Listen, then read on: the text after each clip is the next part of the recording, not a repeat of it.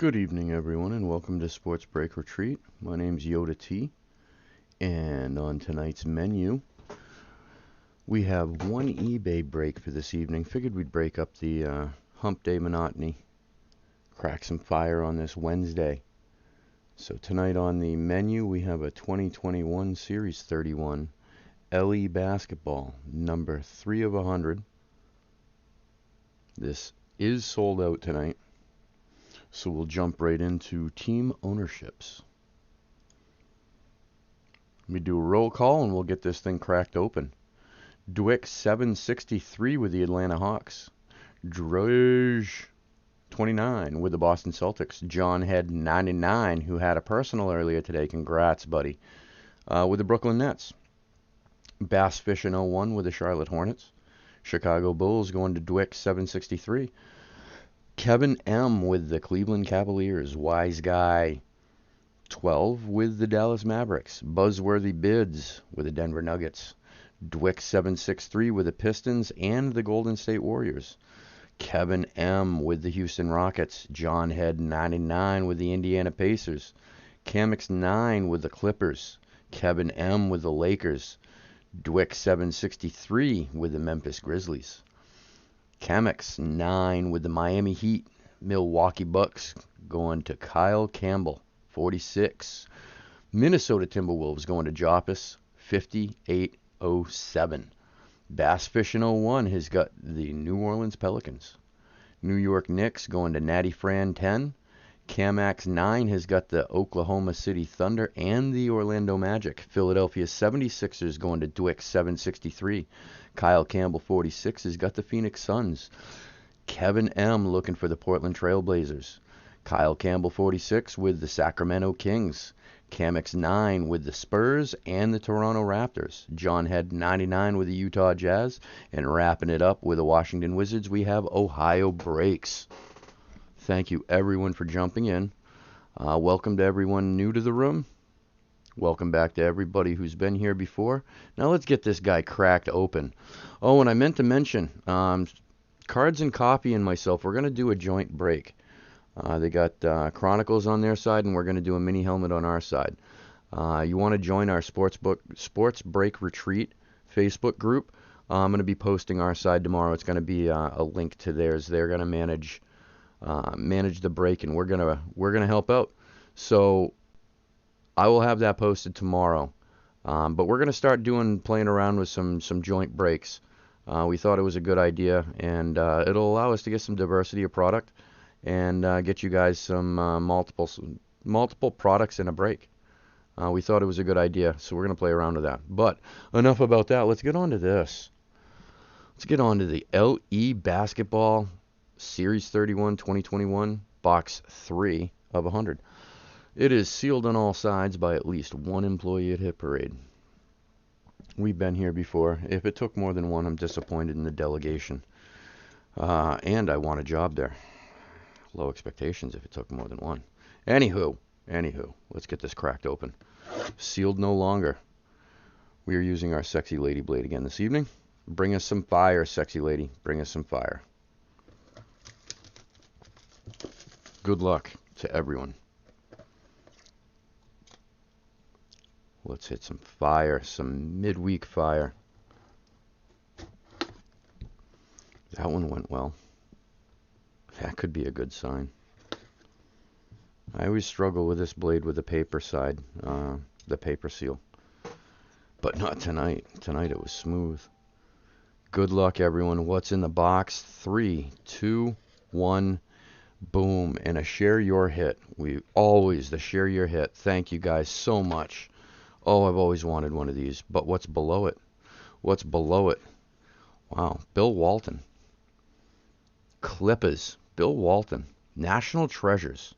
That's a big auto. And I'm staring at this piece here and this piece here. I do not believe they're jersey. I believe, and it's hard to tell with the one touch, but I think that's just part of the design. Which is pretty cool because it matches the jersey that he's wearing. And something tells me this might be an old-timer guy because I'm seeing a lot of big hair. Um, in a big auto. And they've been signing initials now, all the new guys for the last couple of years. So this looks to be like a vet, like old school. Bill Walton, center. 2015-16 Panini National Treasures. And this guy is numbered to 75. Numbered to 75. Can I get that in there? Yeah. That's numbered 3 of 75. That's 03. That might work. That digit on the left is a 0, not a 1. 03 of 75. Bill Walton. LA Clippers. It does say Clippers right here. And on the back, we have the old school LA Clippers. Autograph guaranteed by Panini. Yeah. 2015-16 National Treasures. Hometown Heroes, Bill Walton. Oh, and as always, the winner will get a stand. It won't be this type of stand. These are hard bent. They don't fit in the box. We will include a 2-piece stand for you to display your bad boy. You know what we're going to do? And pop that right there. That height is going to give us what we need. Good. Now we got a good shot on it. Very nice. Ashley, what's up, Ashley? Did you have the cards and coffee? What's up, Aldo? Did you were bidding on the Clippers? I do that so often. And then here's the thing, right? I'll get into somebody's bids and I'll have like 3 or 4 teams in mind. And then as the bidding goes, okay, this one went a little higher than I wanted. Okay, I'll abandon that one. And then I hold on to the other 3 and it's the one that I abandoned that hits. You know what I mean? That's always my luck. Always my luck.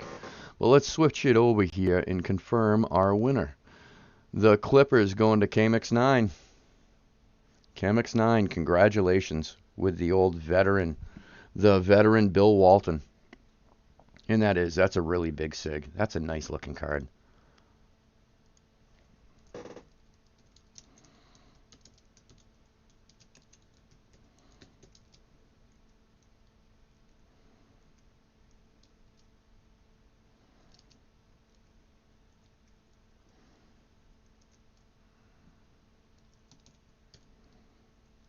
CamX9, congratulations, my friend. Nice card, nice pull. Nice pull.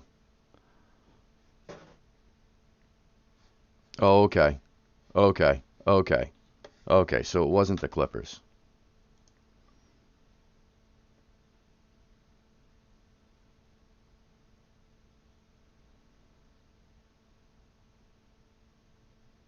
Not salty anymore. You know, right on. Yeah, it helps when you don't. Yeah. Yeah, been on both sides, but I'll tell you what, it's kind of like I saw a movie, but the statement rings up, so 100% true. It's not the great best wins that you remember when you're playing poker. It's all those really bad beats that you remember with impeccable accuracy. Like, I know I've hit 4 of a kind. I've hit Royal in tournaments before. I don't remember those hands in particular. I remember when I was running it and when I had it and somebody outdraws me on the river. I remember those hands to explicit detail, and those are always the painful ones. They're the ones you don't want to remember, but just the nature of. But yeah, I've been on both sides, but it hurts. It hurts. It hurts when you pass away a winner. And it hurts even more when I trade away a winner. When I first started breaking, I did that 3 times, 3 consecutive nights, back to back to back, traded away a winning team because I wasn't smart enough to look at kind of like the checklist somebody had built in their own helmet series. And, you know, when I jumped into this series, it was halfway through. And instead of just, you know, paying attention to odds and using my head, I literally traded away the Rams for the Chargers. The Rams had 3, a triple autograph in this series. The Rams hadn't hit yet. The Rams were one of 2 teams that hadn't hit. The Chargers had hit 3 times. I traded away an unhit team for a 3-hit team and watched the unhit team hit the 3 autographs. That was the one that really hurt. That really hurt. because it was a helmet that I wanted from my PC. River rats, I hate them. I hate them.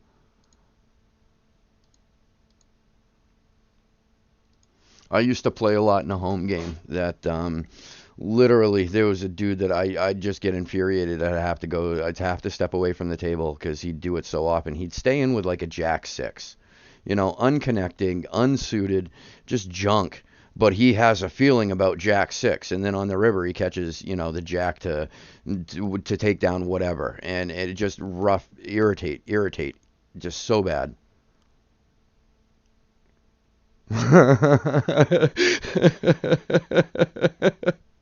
Chucked it outside. Oh, the one thing that I have learned though, right, in the beginning, and there are some unique pieces out there, you know what I mean? And now I'm going to talk more specifically with the helmets because, you have the game issue bats versus, a more standard non-official bat. You have the same thing with the gloves. You have the same thing, with just about everything. Um, Always remember this. Just because you missed it this time doesn't mean it's not coming around again. I found that pretty much all the major um, product producers for brake products, um, they'll go maybe 2 series and then you'll start seeing the same headliners again. Um, so never think that you've lost it forever, and keep that in the scope of your mind as a parameter when bidding.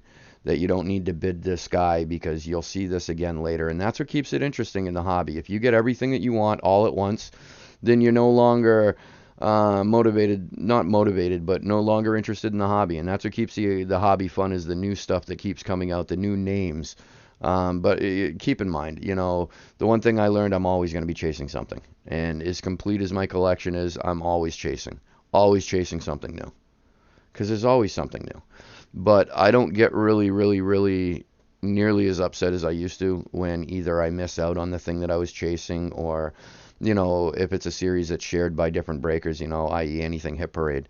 Um, if the people that I'm involved with don't hit it and somebody else's room that I didn't get into hits it, I used to get really angry.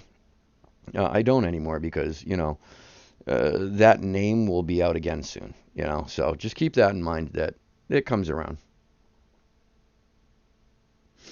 Oh, dude, I've got a story for you. I've got a story for you about the damn 6'3". He and I are both superstitious about it, and I don't know if he saw the same movie. So, to associate, because I'm horrible with the names of movies, but I remember the story and plot lines of movies, but I can't remember the name. So, there was a movie, and it had Justin Timberlake and a bunch of other actors. And it was about some kids who get into some trouble and they end up killing a kid at the end. And Sharon Stone played the wife, the mother. It was a good movie. Alpha Dog was the name of the movie. But the blonde girl that just had the whiny voice in that movie, she played in another movie with a very well-known actor. And for the life of me, I can't remember his name. He was in a Quentin Tarantino, Kill Bill 1 and 2. He was the brother of Bill. That actor was the father. That whiny girl was the daughter. And the whole thing was about how the dad was a degenerate gambler, and there was something about the 6'3" offsuit. Ever since I watched that movie, I started focusing on 6'3" offsuit. And I play a lot of online poker. I used to play a lot more live poker than I do poker rooms and home games. But I'm here to tell you there's a weird thing about the 6'3". 6'3" offsuit. Especially at the home game where the rules are laxed. More often than not, because we'll be courteous to each other, I'm going to fold but keep my hand off to the side. I don't want it thrown in. That means that we want to show something at the end of the hand. Now, every time I have a 6'3", I always show. I always hit. It's either two pair, trips, a straight. Dude, not for nothing. The 6'3" offsuit, I hold that now. I'm not even kidding. I look stronger at the 6'3" offsuit than I do the 6'3" suited. For that one movie and one superstition, legit. I'm not even kidding. All about the 6'3" offsuit. Yep. I play the 6'3" offsuit. Now, I don't know if your nephew does it for the same reason, but I definitely play the 6'3" offsuit. Unless, pre-flop. I like to get into the flop with a 6'3" offsuit, but if the blinds go crazy, then I will cut it off. But whenever I can, I try. I try to get in on the flop. At least on the flop. And depending on the position, you'd be surprised how often, especially if it's a superstitious hand, because subconsciously it's a more powerful hand than garbage, than rags would be, right? So you personify because you like that hand and there's something in your head superstitious about that hand. Believe it. You convey certain things to other players on the table if you're playing live. If it's a crappy hand, believe it or not, because it's a hand that I've got more confidence in pre-flop, that comes out pre-flop. And come flop time and sometimes turn, I could place, depending on position, I could place a bet and steal the pot with a 6-3 offsuit and completely bluff somebody off because it's all about the perception. And if you come out looking like you like the hand, even if you don't hit, and that's the continuation bet, but I always play 6-3 whenever I can. I don't go crazy, especially in a tournament, because it's not worth losing stacks over. But yeah, that's my superstitious hand. And believe it or not, I never raise pre-flop with pocket jacks, specifically pocket jacks. Here's a little superstition, stupid thing that happened to me. I was playing in a tournament, a live tournament. I think there was like 120 in the tournament, and it was like the first or second hand, and I get pocket jacks. And I was gonna slow play, and the dude, I think he was one off bit or one off the button. He raises, and at that point, I think I switched, and I remember this hand so well. I switched my mindset and was like, all right, so it is pocket jacks. He's raising. I'm going to go aggressive. So I went over the top, and I went all in. He snap calls me, flips over pocket kings, and on the flop, I flopped a third jack. I hit trips on the flop. He didn't better up. I ended up taking him out. It was like literally first or second hand. So I had a nice double up early in the tournament. So that really, really helped that tournament. I ended up placing in the tournament. Every time I've raised pre-flop with jacks, I never hit, and I always get knocked out. Whenever I call or check with pocket jacks, I usually hit something. So that's another little superstition. I've always hated jacks because they're the first paint. You know, they look really pretty, but there's a lot that can beat them. You know, somebody with a queen 5 and they hit their queen on the board, well, they just beat you jacks. Pocket jacks is rare, but a queen king, you know, people hold those all the time, even with a garbage second card, hoping to hit a pair. And when they do, they just beat you. You know what I mean? And a lot of people look at their top player blind and stop looking at the board, and come turn river, better hands are produced, and they can't look beyond their pair. I hate jacks. I hate jacks. I'm not a big fan of queens. Queens, I'll usually double the blind, maybe triple the blind, but I don't like to go heavy huge. Because normally anybody that's going to call is going to be sitting on a king or an ace, and if they hit, they've already beat you. You don't want to put yourself at a disadvantage going into a flop. You know what I mean? A lot more action on your pre-flop action. There'll be a lot more return action than there will on the flop, because there's nothing to base a decision on based on anything but your two cards. And a lot of different two cards look good pre-flop, and then they turn to shit as soon as the flop hits. You know what I mean? So I usually, if it's a massive hand, I usually never act. I trap. I love to trap if I get a massive hand. It's stupid to throw chips in. Usually nobody will call, and you waste a good hand. The outcome is this. If you throw money in on a monster hand, chances are, if you've got a monster hand, just look at it this way. Unless you play it strategically, everybody folds. Where you don't get any extra money, and you didn't get to see the river or anything. Now you know you got the monster that's going to hold up throughout the river. So you play it out and try and get people to bleed into you, and then you maybe get some money. Worst case scenario, everybody checks through the river. You don't make any money anyway. You weren't going to make any money there, but you left open the opportunity to make money. Whereas if you throw money in too early, certain hands, you buy the pot, and sometimes that's strategic, sometimes it's counterproductive. That's what I've found. I've broken down a lot of poker psychology, because I am convinced there's an edge. I mean, you see the same faces final tables of the same WPT tournaments all the time. They're not luck, they're skill. And it's just identifying and deciphering when to apply that skill, where the skill applies, and how to hone aspects. And a lot of people think it's all cards and money. Dude, it's body language and read your opponent. You like King 8. Okay. I'm actually, believe it or not, I love King, and I'm usually a King 9, King 10 fan. I just love the more options. I love that it's connected. And either one is a reputable card, reputable pair if you hit. The only problem with an 8 is it's right on the cusp, mid card to low half of the deck, high half of the deck, and there's still so much that can beat it. And you're cutting yourself off with the options as far as the 8 doesn't connect for a straight, you know what I mean? The King 8. Good to know. Do you play any other hands as I'm taking notes on a future opponent at the table? So Aldo plays King 8. Remember that. Aldo. Double underline. That's important. I double underline all my important notes, and knowing that Aldo plays a King 8, that's important. At some point, I really want to get a bunch of us together on maybe America's Card Room and sit down and play. Even if we played 1-2 penny stakes, just to have some fun. Some of us that, also enjoy playing poker, we all get on a table. We could have some fun. Pocket aces suited. That would be a loaded deck, my friend. That would be a loaded deck. If I ever saw pocket aces suited and we're not playing blackjack, I'm immediately going to raise at least an inquisitive eyebrow. Yeah, pocket aces suited. Pocket anything suited. I wonder if there is a version. I know that they've got just about every variance of Texas Hold'em down to Pineapple, if you've never heard of Pineapple. That's an interesting game. It's kind of a draw game, but it's not a draw. You throw one of your cards away.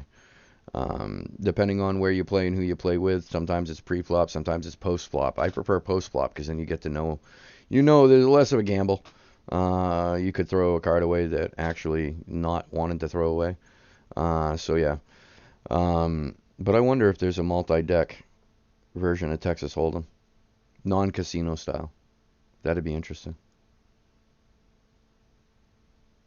But wow, did I just get distracted? We were breaking, and we did break it, and then we got talking about poker. That's funny.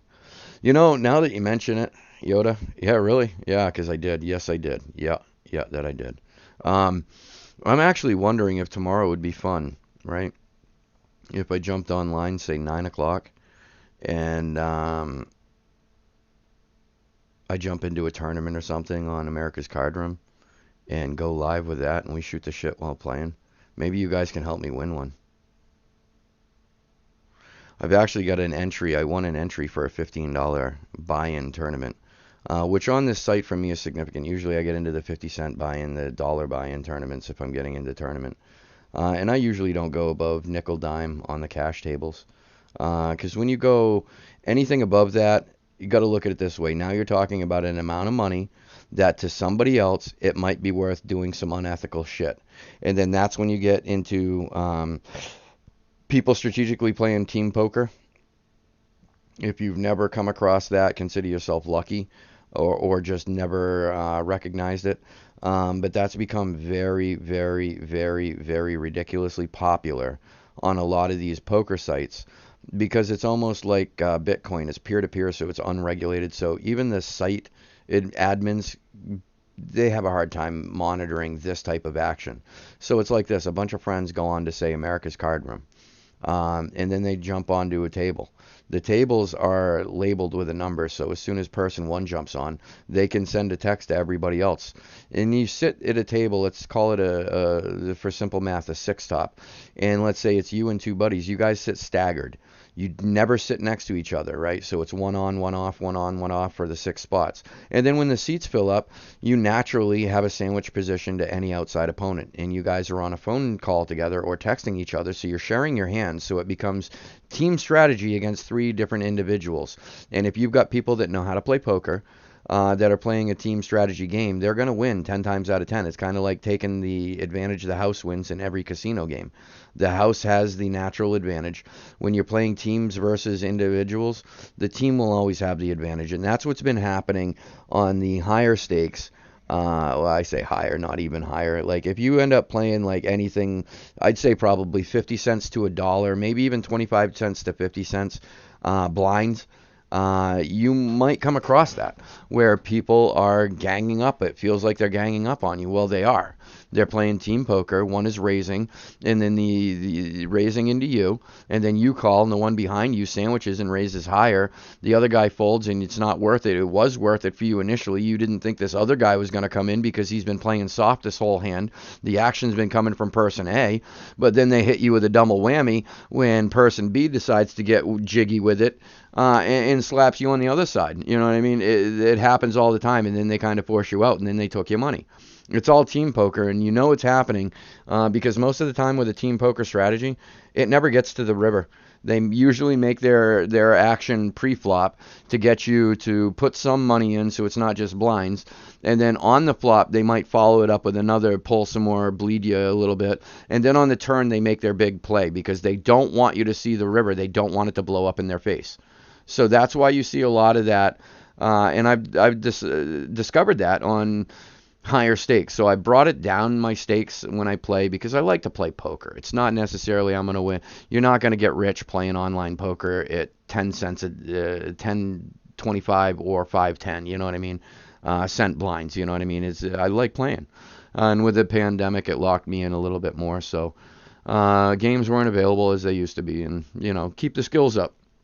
So I was playing online, and that's what I discovered was it felt like a lot of sandwich plays, and sandwich plays, when it becomes consistent, just means that there are people talking. There at some point it becomes beyond coincidence, and it just becomes what it is. But that's what I'm thinking. I might jump into a tournament tomorrow night, and because of the delay and the lag, and the fact that the tournaments can only have 9 people, and there's a 1 in a billion chance that any of the few people that would jump into the room to watch tomorrow night are actually participating. It might be fun. We might do that as a modified, yeah. Let me think about that and see if I can put that together and wrap something around in my head. And the other side of the coin, too, is there has to be an available $15 buy-in tournament at that time. So we'll play that one by ear. It might be a little early. It might be a little later. But if there is a registering tournament that will start tomorrow night, I might jump in and put it live so that we can all play a little poker together, modified style. But at this point, I think we're going to call it a night. Yeah, congratulations again to Chemex. Chemex 9 with a Bill Walton. Beautiful, beautiful. I'm particular to National Treasures. I really, really like National Treasures. Although I don't know anything about the National Treasures 2021 product. I haven't seen any sell sheets. Sometimes they pop out early. I know it's wicked early for anything 2021 National Treasures. But in the past, just to give you guys a heads up, I have noticed that they've increased the amount of sticker autos tremendously on a product like National Treasures. That's disappointing. It's really high end, and you'd expect them all to be on card, or at least a majority to be on card. But be warned. I wonder if it's pandemic related. Their only reaction, to the pandemic, to keep the autographs a-flowing, they increase stickers. But yeah, over the last couple of years, I've noticed that National Treasures and some of the other high-end products increased amount of sticker autos. So it's always nice to see an on-card National Treasures, because that's just, it's what, I don't know about all you, but that's what I've grown to expect. National Treasures on-card. Immaculate on card, that sort of high end. If I'm paying thousands for a box, I'm not really looking for sticker autographs. I can get sticker autographs for $500 a box. So, anyway, congratulations. Thank you everyone for jumping in. Welcome all the new, and thank you for all the returning. We will be back Saturday night. We have 6 eBay breaks to break on Saturday night. I think we'll be back tomorrow night for a little online poker action. We'll play it by ear, but yeah. Everyone be safe. Thank you again. And we'll see you Saturday. Peace. I'm out. Have a good one, y'all. Stay safe.